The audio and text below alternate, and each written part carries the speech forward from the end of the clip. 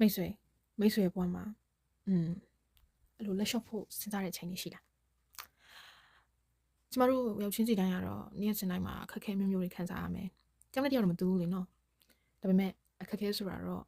လူတန်းစားမိပြီးမှရှိတယ်စင်ရတဲ့လူတွေသူ့အလိုလျောက်သူ့ရဲ့အခြေအနေလိုက်အခက်အခဲရှိတယ်လို့ချမ်းသာတဲ့လူတွေလည်းသူ့အခြေအနေလိုက်အခက်အခဲတွေကိုစီရှိကြတယ်ဒီမှာဘာကွာလဲဆိုရင်လူတိုင်းအခက်အခဲကြုံရတယ်ဒါပေမဲ့ဒီနေရာမှာဆက်ပြီးတော့ဒီအခက်အခဲတွေကိုရင်ဆိုင်ပြီးအောင်မြင်မှုကိုရယူမလားဒါမှမဟုတ်ဒီနေရာမှာတင်မဲ့အဆုံး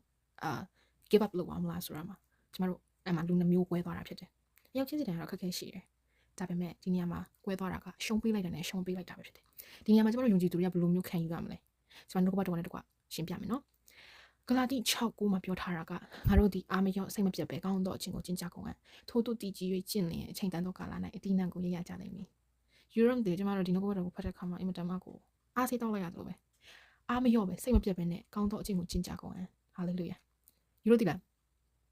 ခရစ်တော်ကိုယ်တိုင်တော့မှကျမတို့အတွက်အသေးခံဖို့ရန်အတွက် pressure တွေများစွာရှိခဲ့စဉ်းစားကြည့်သူသာ give up လုပ်လိုက်ရင်သူသာ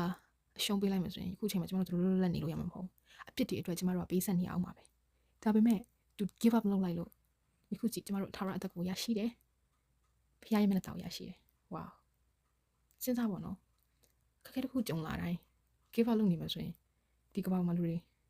တယောက်မှအောင်မြင်မဲ့လူတွေရှိလာမှာမဟုတ်ဘူးပေါ့နော် especially ကျမတို့ယုံကြည်သူတွေကသူတို့ဖြင့် give up ဆိုတဲ့စကားလုံးဘဝထဲကနေထုတ်ပယ်ဖို့လိုတယ်ပေါ့နော်။ဘာဖြစ်လို့လဲဆိုတော့ကျမတို့ရဲ့စံပြကျမတို့ရဲ့ပင်တိုင်းစံပြဖြစ်တဲ့ခရစ်တော်ကိုယ်တိုင်က give up လုပ်ခဲ့ဘူးပေါ့နော်။ဒါကြောင့် give up လုပ်ပဲနဲ့အဲ့ဒီ give up လုပ်မှဆိုရဲအသွေးကိုဘာပြောင်းရမလဲဆိုရင်ယုံကြည်ခြင်းဆိုရဲယုံကြည်ခြင်းကိုအစားထိုးပြောင်းလဲရမယ်။ဟုတ်မှာပါ။ဖခင်တခင်ကငါရဲ့ဆူတောင်းတော့နားမညောင်းဘူး။ဖခင်ခင်ပဲမလဲဆိုရဲမိခုနေထုတ်နေမယ်။ဒါပေမဲ့ဖခင်တခင်ကအတင့်အနာမှာအမြဲတမ်းရှိတယ်။ဖခင်ဟာအလုံးလုံးနေတယ်။ဖခင်ကတင့်အတွက်နမိတ်လက္ခဏာပြုစေခြင်းလို့silent ဖြစ်နေတဲ့တဘောပဲဖြစ်တယ်။ဒါကြောင့်ပေါ့နော်ယုံကြည်သူရောက်ချင်းစီတိုင်း give up လုပ်မှဆိုရဲအတွေ့ကိုဖယ်ရှားပြီးတော့ဖျားကိုရှေ့ရှုထားပြီးတော့နေ့ရက်စဉ်တိုင်းမှာအကောင်းဆုံးသက်ရှင်တော့ယုံကြည်သူများဖြစ်ကြပါစေဖြစ်ရအောင်ကျေးဇူးများကြီးတင်ပါတယ် bye bye